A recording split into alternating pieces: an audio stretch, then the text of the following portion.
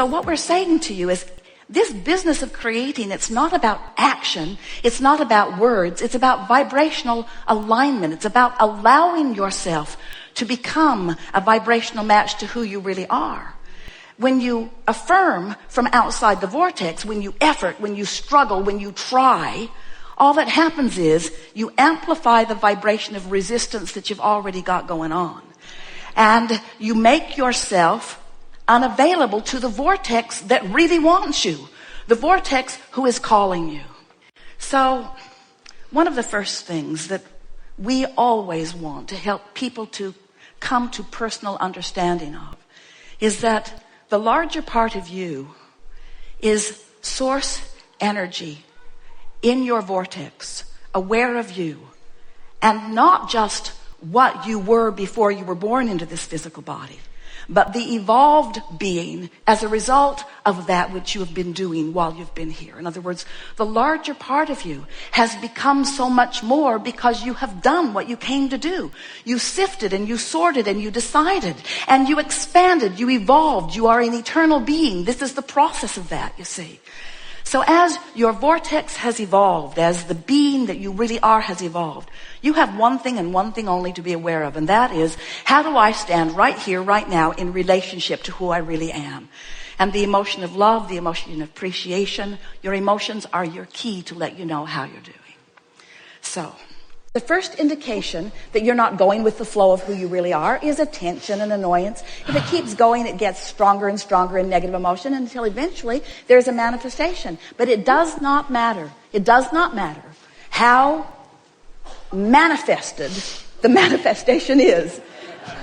That was very clever, don't you think? It does not matter how much evidence of the resistance is there in the form of manifestation, because what is old news anyway. You see, if you have gone to enough trouble to ignore your guidance system, to parlay your resistance into something that is really tangible, do you know what the really good news is? You've launched so many rockets of desire into this vortex that it is more powerful than any vortex that you know. When we began here today, you were lighted up over there. And we were ignoring you because your desire is powerful, but so is your resistance. So here's this bright light and this bushel over it, and this bright light and this bushel over it, this bright light that is muted. But as the day went on, you came out into the light until you got up here and remembered what your problem is, you said.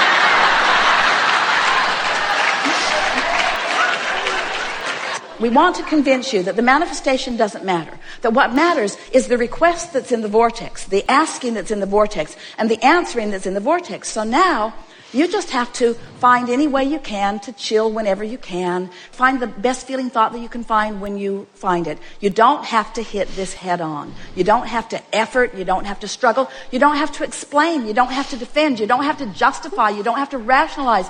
And that's the thing that's the hardest, because when you're standing in a place that you don't want to stand, it's sort of like you want to kind of explain how you got there. And we say, we don't want to know how you got there. It doesn't matter, because over here is where you really are, and this is what has our undivided attention, you see. And when you give that your undivided attention, then in you go. Simple. Cherry and Esther were just with friends and us on a Panama Canal cruise.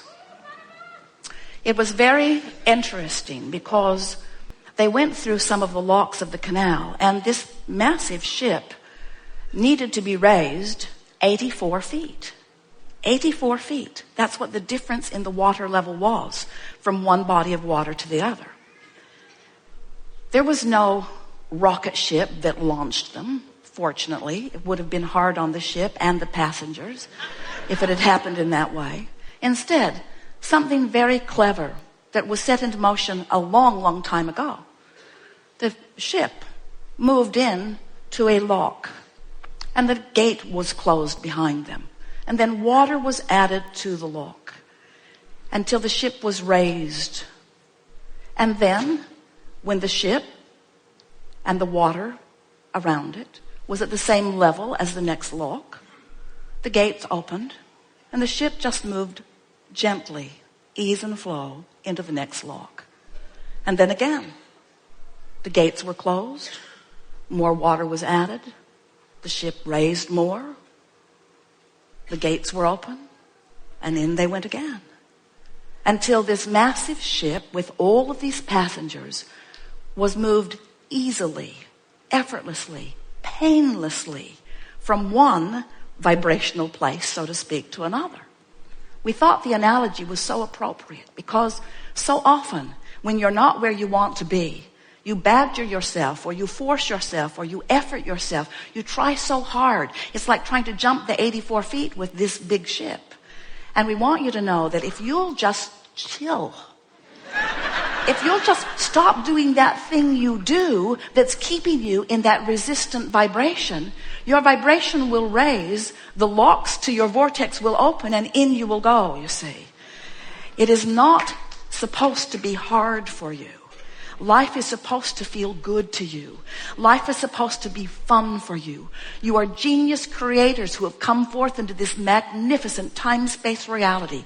Best environment ever for deliberate creation. You've come because you are creators. We are eager to visit with you about anything that is important to you. You will notice as you watch and hear and participate that our primary intention is to stand inside your vortex where you are, calling you in through the path of least resistance, in the way that is easiest for you to find your way there. We want you to understand that this is not a gathering where we come holding all the answers and you come holding all the questions. It is a gathering of co-creation at its best. You don't even have to sit in this chair to participate, because the thought of that which you are, the thoughts that you have as we are moving along, the energy of who you are, it's all part of this magnificent mix.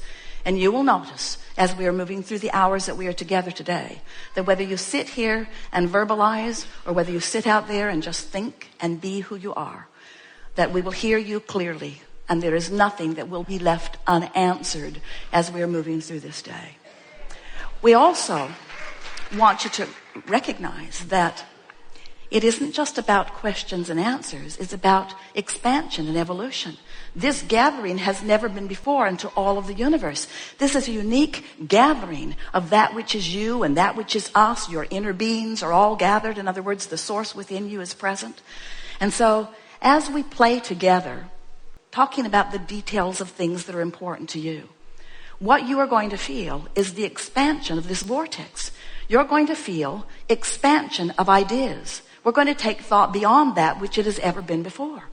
Now, you're doing that all day, every day. You certainly don't need us for that. But what this gathering is going to demonstrate in a way that we are certain that you will feel is that as together we come to these new places, you will feel in the beginning of these launches of these rockets, you will feel this new expanded place to which you may not be up to speed in the moment that it is launched. But as we chew together, you're going to feel yourself coming up to speed. And as you come up to speed with it, the same knowing that we hold about the subject that is at hand will be your knowing as well. Because you will be a vibrational match to that which we have collectively expanded to. You see how it works? When you're in the vortex, you feel clear. When you're in the vortex, clarity is your experience. When you're in the vortex, you feel vital and alive. You feel love. Appreciation and passion are pouring through you when you're in the vortex. In other words, the vortex is a feeling place. It's a confirming place of the wholeness of all that you are. And if you like that feeling enough that you're willing to give up some of the reality that's more vivid, like car crashes and roadkill,